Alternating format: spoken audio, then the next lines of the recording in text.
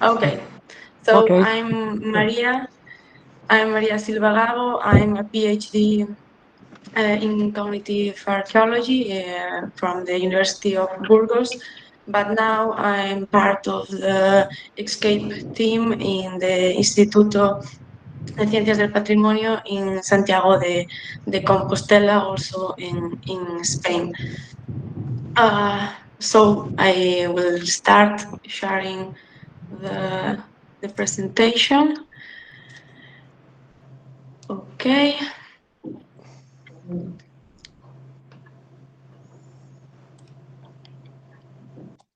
Okay. No. So, first of all, I would thank Istituto Italiano di Antropologia and also Emiliano Brunner for inviting me to talk about my PhD project in this series of conference about visuospatial integration and cognitive archaeology. Along these 45 minutes, we will talk about cognitive archaeology, visual attention, and obviously stone tools. Cognitive archaeology is the discipline that allows us to approach the cognitive abilities to extinct species by integrating information from the archaeological record with knowledge associated with cognitive and psychological processes. In other words, it applies theories and concepts developed in the cognitive science to archaeological remains and their relationship with humans. It is a multidisciplinary field that allows us to establish hypotheses based on the interpretation of the available evidence and to carry out experimental studies. One of these approaches is the analysis of the eye-hand system and visuospatial integration, as we will see. Humans are obligatory tool users. Our culture and cognition are tool dependent because we delegate functions to external elements. We need technology to survive as well as our ancestors. Hominids became tool dependent since their early origins. Objects store information, activate processes, change our analytical and sensory potentialities. But why study stone tools? Because stone tools are one of the best preserved cultural records of extinct species, and technological change are considered indicators of human cultural evolution. Furthermore, they have been linked to change in human brain. Our relationship with tools starts over 2 million years ago, when stone tools appeared, and it continues to the present day. In the Paleolithic, different technological stages or modes are distinguished. The first technology we know is called Old One technology, and it is originated in Africa around 2.6 million years ago. It is a simple technology consisted of flakes and chopping tools to cut the meat, crush the bone, and access the marrow, such as the ones shown in this picture. The next one is called Acheulean technology, more complex and with multifunctional tools known as andaxes. The Acheulean technology starts 1.7 million years ago, and it is the longest technology we know. In this period, the most typical tools are the andaxes. These large teardrop-shaped symmetrical tools napped on the both sides of the tool. They were used for cutting meat, vegetables, or digging in the ground in search of roots. Then, the specialization and standardization increased in the Mousterian, the technology characteristic of Neanderthals, and the later ones, which we'll not discuss today. We will focus on the first steps of the human-tool relationship, namely the Old One and Acheulean technology. As the complexity of the tool increases, brain size also increases and its morphology changes. For example, the coordination between hands and eyes is mainly carried out by the parietal lobes, the areas of the brain which are especially developed in our species. Traditionally, they have been interpreted as an association areas, but they are involved in many activities related to manipulation, eye-hand coordination, or the relationship with the environment. The brain perceives the environment in relation to our body. The brain divides the space among extrapersonal when something is visible but is not within my reach, peripersonal space when an object is within arm's reach and becomes a potential tool, and finally the body or personal space. Vision establishes the boundary of the action space, delimiting peripersonal and extrapersonal spaces, and objects are perceived differently depending on the place they take in space. Peripersonal space plays an important role in action perception because it only takes place when the object is located within the peripersonal space. All the body is represented in the somatosensory cortex, where the mouth, the eyes, and the hands take up more space and are the main canals of perception. In fact, the connection between the brain and the environment is mainly carried out by vision and touch. Vision and touch are our main sources of information and interaction with the environment. In the peripersonal space, as I mentioned, an object is perceived as a potential tool, but when handled, it is integrated into the body scheme. Tools are therefore an external element that complement us and help us to improve our capabilities. As I say, we integrate objects in our body scheme when handled. Oops, it's not working. When handled. When we touch a tool, it is included in our personal space and it helps us to expand our personal space. A kind of prolongation of my arm is produced. So when I pick up a tool, my brain interprets the tool as an extension of my own body. So we can say that we humans are cyborgs since the beginning of our cultural technology. Where does the human begin and the tool end? Now moving on to vision. Unlike most other mammals, primates have regressed to a diurnal lifestyle through a large array of adaptations, including color vision, binocular vision, and a complex visual cortex. In general, vision is similar in all primates. We share foveal vision, that is, there is a small part of the retina that focuses on what we are seeing, and we also see in color. Because we have our eyes in the frontal part of the face, we can see in 3 dimensions, although humans have a wider visual field. In addition, in primates, there is a high percentage of ipsilateral projections which do not cross. That is, the information from each eye is processed in the same hemisphere of the brain. As a result, primates largely rely on visual cues to generate a world made up of shapes and colors, signals which became crucial to cope with feeding, protection, and reproduction. This whole visual system has also been proposed as a response to manipulation needs. Due to tens of millions of years of evolution in this direction, primate cognition is therefore extremely visual based and visual biased, giving the visual inputs a determinant role in channeling and determining our behavioral and emotional responses to the external environment. We will talk also about perception, because perception is the cognitive activity produced by the processing of information produced by the physical presence of a stimulus. What our body does when we sense something in our environment. In this case, we will focus on visual perception. Vision channels the relationships and actions between the body and the environment. And actually, it's enough to see an object to start triggering a motor process to perform an action. However, as soon as we open our eyes, we receive a huge amount of information from our environment. To understand all this sensory information and act accordingly, it's essential that we are able to selectively focus our attention on some stimuli instead of others.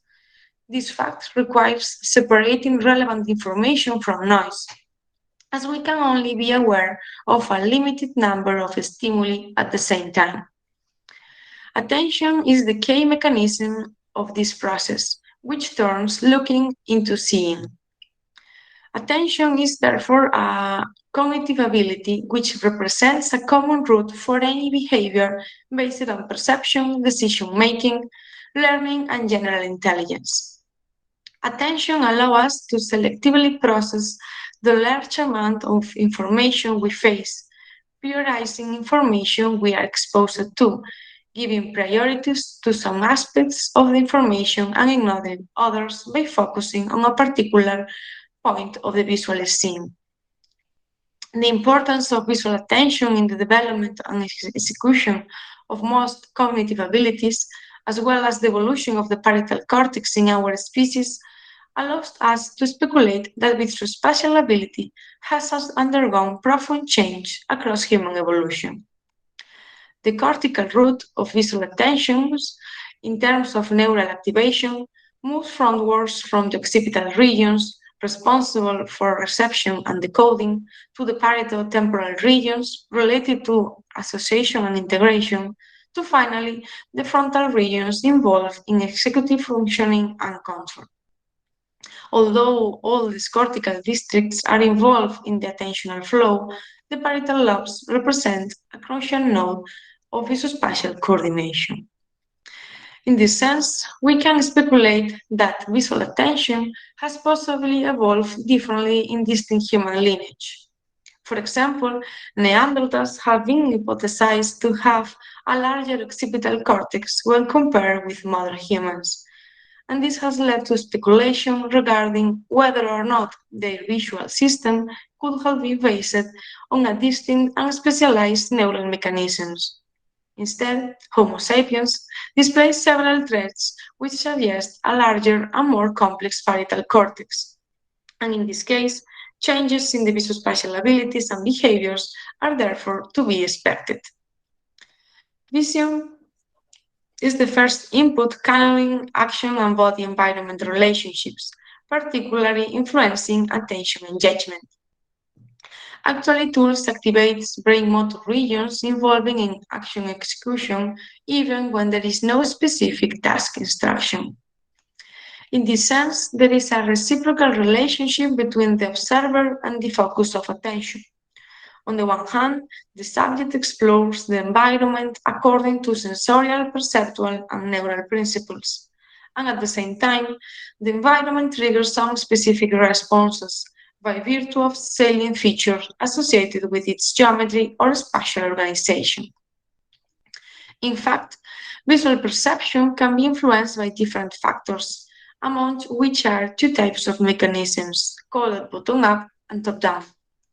In the first case, vision is driven by stimulus features, those particularities of an image that clearly stand out due to their sensory properties. For example, change or discontinuities in color, brightness, or texture.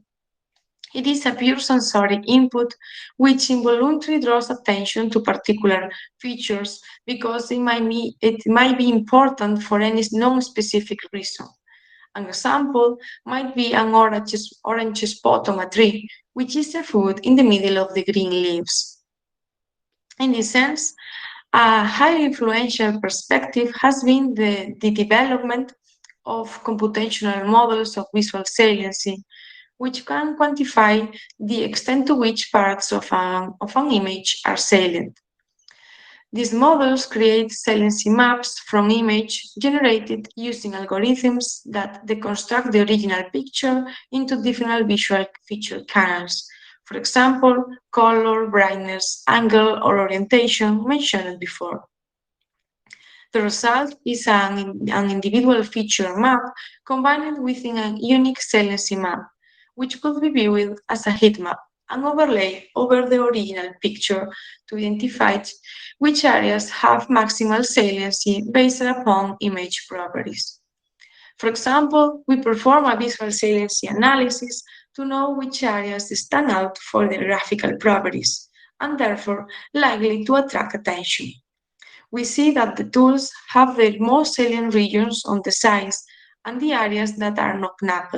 I mean, the areas that keep the natural surface of the pebble like these red areas in this picture. On the other hand, attention can be influenced by aims and actions, such as the importance of an object or a specific feature in achieving the goals of a task. Top-down mechanisms implement our long-term cognitive strategies, orienting attention to areas that don't need to be salient. An example might be when you scan the horizon in search of an animal, in this case for a photo, although it could be for hunting or running away from it, like in the past. However, although these two types of mechanisms can act independently, it is common that they act together in parallel under natural conditions. Among the characteristics of objects that attract attention without being visually prominent, we can find affordances. This concept is widely used in psychology and has begun to be used in the archaeological field. It can be defined as the characteristics of objects that indicate how to interact with them and inform us about their possible functions. From an archaeological point of view, affordance have been defined as opportunities, resources, and constraints detected by a hominid in the materials and the environment through active exploration. Although affordance can be learned, it is an involuntary act that we perform on a daily basis. An example could be a doorknob. Depending on its morphology, it indicates different actions. Vision perception is mainly studied through the eye's movements, since they are almost never still. These voluntary movements to change the focus of attention are called saccades, which ensure that the central fovea of the retina is focused on objects and regions of interest. Saccades are fast movements between two fixation points, and accordingly, they are an efficient way of exploring a scene. Between two saccades, there are small pauses called fixations that correspond to the intention to keep the gaze on a particular point of interest. Fixations are mainly associated with the cognitive processing of information regarding the focused object. Longer or more frequent fixations on a specific region indicate an increase in cognitive response. The main methodology to analyze visual attention is eye tracking. It consists of measuring eye movements based on the fixation saccade system, identifying the position of the eyes by using an infrared system that locates the pupil and projects the gaze onto the scene observed. Current eye trackers are mainly divided into remote or screen-based eye trackers like iLink Plus. They are static and dependent on a computer screen. And on the other hand, portable eye trackers have greater freedom due to the use of mobile devices like pupil card. With the former, visual responses to digital stimuli can be analyzed, recording eye movement data at high frequencies.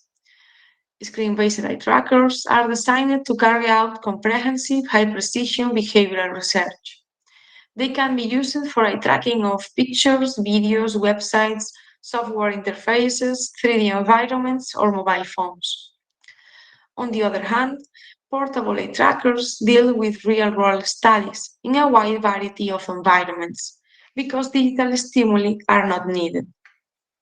Portable devices are generally designed as glasses and allow eye tracking to be performed more freely, as they do not require the subject to hold their head still. Oops. Accordingly, these devices allows more natural behavioral responses. However, improvements in freedom of movement usually lead to a decrease in precision and pupil detection when compared with screen-based trackers. Depending on the aims of the study, one or another kind of device will be chosen. But inevitably, real-world studies need portable eye trackers. In order to explore the visual behavior associated with stone tools, we develop a series of experiments which we will see below. The first study consisted of observing pictures of stone tools during 10 seconds. 21 volunteers participate and observe 20 tools. In this case, the subjects rest the head on this structure, resting the chin in this chin rest and the forehead here, and has to keep it still during the test. In the first stage of the project, we analyze only participants without experience or knowledge about stone tools in order to exclude possible bias which can influence the natural behavior. We measure the dwell time and the number of fixations made in the whole tool and in different areas of interest defined in the stone tool pictures. At longitudinal level, we divide the tool into upper region, middle region, and tool base, and according to the surface, we divide the tool in the natural or cortex surface and the napped surface. Dwell time is the amount of time spent in a particular area and can be displayed graphically with a heat map, as we can see in this picture. And fixation count is the number of fixations made in a particular or specific area of interest, as the blue circles that we can see here. Now, I show you a video example of one of these trials. The pink dot refers the position of the gaze at that moment. So we can observe the jumps of the gaze across the tool, exploring the whole surface. So we first analyze if the gaze follows a bottom-up approach, as shown in the saliency maps. In this formal analysis, we found no correspondence between the areas considered most salient and the areas that received the most fixation and attention, all of them in red colors. For example, visual science algorithm detects the sides as the most prominent areas, whereas individuals direct more attention to the central and upper regions and also the functional areas, such as in current tools. And we observe that there are differences between choppers and indaxes. We calculate also a saliency index and run a correlation analysis with the number of fixation and the time spent in each area of interest, and found that there is no correlation. The box plots show the distribution of the dwell time and fixation count in the different areas of interest. The most observed areas are the middle region and the napped surface. In the former case, this could be due to a bias known as center bias, because people tend to direct the gaze to the middle of the objects, of the center of the objects. And also the functional areas are more observed than the cortical surface. In this case, we can see that choppers are more observed in the upper areas and indaxes in its base. In addition, we perform a similar study with image of natural pebbles and a combination of the outline of an indaxes with the surface of a natural pebbles, as we can see in the last rows of the left picture. This study also revealed that the tools have a different visual pattern compared to natural pebbles and those mixed image created from the previous one.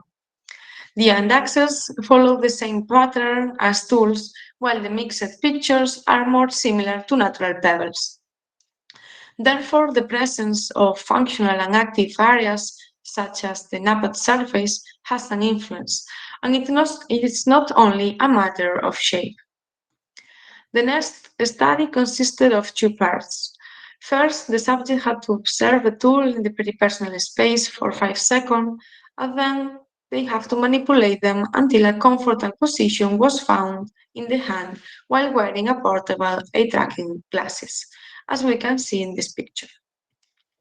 In this case, we increased the number of participants and the number of tools. And we also conducted this experiment in expert archaeologists to explore if the visual behavior is different when there is prior knowledge of the tool to be manipulated. Now I show you a video example of this second study. The green dot refers to the position of the gaze at that moment, and the yellow circle is the fixation point.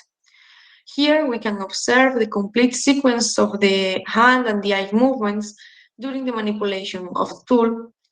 First, the observation part in the platform and in the peripersonal space, and then the grasping movements and the evaluation of the grip until this ergonomic position, this ergonomic grasping modality is found in the right hand.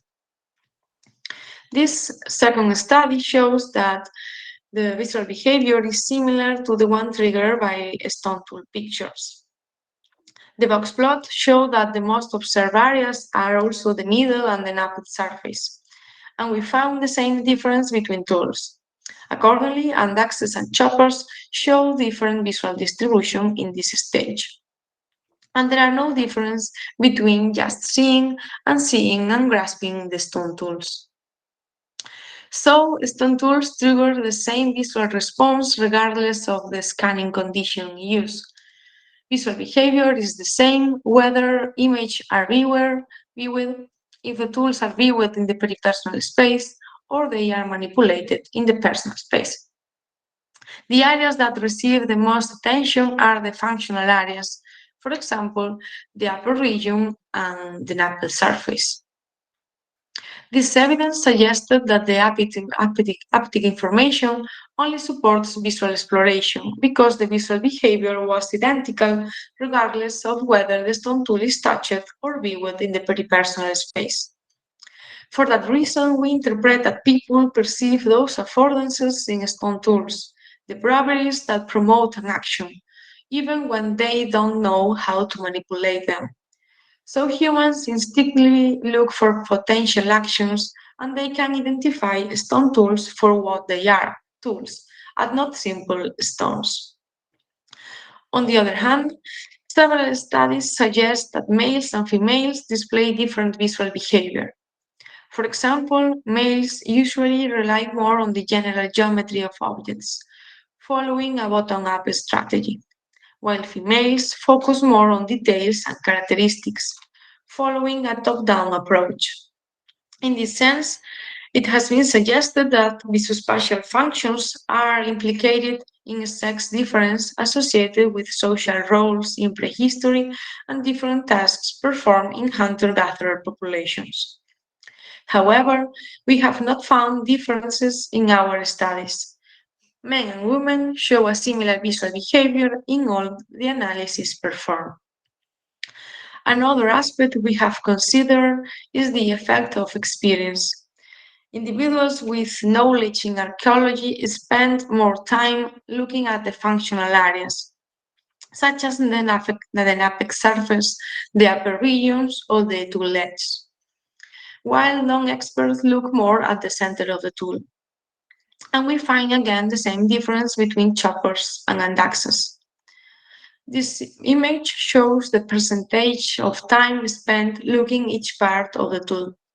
This difference may be due to the fact that expert individuals process and solve manipulation issues faster and can focus more on actions and possible actions. However, in areas associated with grasping, such as the tool base or the cortex surface, we found no differences. Accordingly, the processing of grasping areas is easier.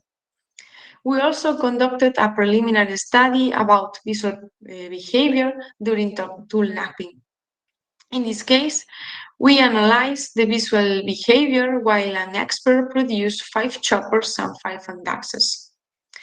We found differences between the manufacture of choppers and axes. The distribution of attention in the choppers is more variable, while in axes it is more regular, perhaps because the napping method is more standard. Accordingly, the processing of grasping areas is easier. However, we found common elements such as attention directed to the location of the next impact, instead of evaluating the current one. This is characteristic of tasks that require complex visuospatial integration, like playing the piano or ping pong. In this sense, decisions about where to produce the next stroke and how much force to use are usually made while the action is in progress. As I say, we always find differences in the distribution of attention in choppers and andaxes. As we can see in this box plot, choppers receive more fixations in the upper region, which is where the edges are mainly located, and andaxes trigger more attention of the base. The simpler morphology of choppers means that less time is needed to evaluate a manipulation strategy, allowing attention to be focused on possible functions. However, the base of andaxes has been observed more than the base of choppers. Tools such as choppers might induce primary exploration regarding the function of the tools, while andaxes might involve more cognitive processing by evaluating multiple grid positions in terms of the potential activities in which they can be used. In fact, it has been proposed that there is a task-oriented technology present, for example, in chimpanzees, which would represent the modification of an object for a specific activity, discarding the result afterwards. Whereas in the Syrian, the tool-oriented technology will emerge, involving the manufacture of selection of a suitable tool, which has not been designed for a specific activity, but for a set of potential tasks. In this sense, we propose that functional affordances are more rooted in early stone tools, while affordances associated with manipulation become more relevant as the tool and its uses become more complex. This different visual processing reveals an attentional shift from function-focused thinking to tool-focused reasoning, and consequently, the different patterns associated with the two technologies might suggest differences in the respective visuospatial processes triggered by their visual exploration. All the results exposed here have been interpreted from the perspective of extended cognition. Traditionally, tools have been interpreted as the output of the evolving cognitive system, while more recent hypotheses suggest that they can be a functional part of the cognitive network. The extended cognition theory proposes the mind not as a product, but as a process emerged from the interaction between brain, body, and environment, including nature, culture, and technology. If we consider technology as an integral part of the cognitive process, we will be analyzing an active and remaining element of cognition and not mere products of the brain. Likewise, different sets of tools mean different cognitive processes, which are susceptible to experimental studies. However, this is not so recent even for the archaeological field. Leroy already proposed an embodied cognition in 1971. He said, the stage have led to a liberation so great in present-day societies that both tool and gesture are now embodied in the machine. The hand is used to set off a program processing of math machines that not only sterilize tools but gestures.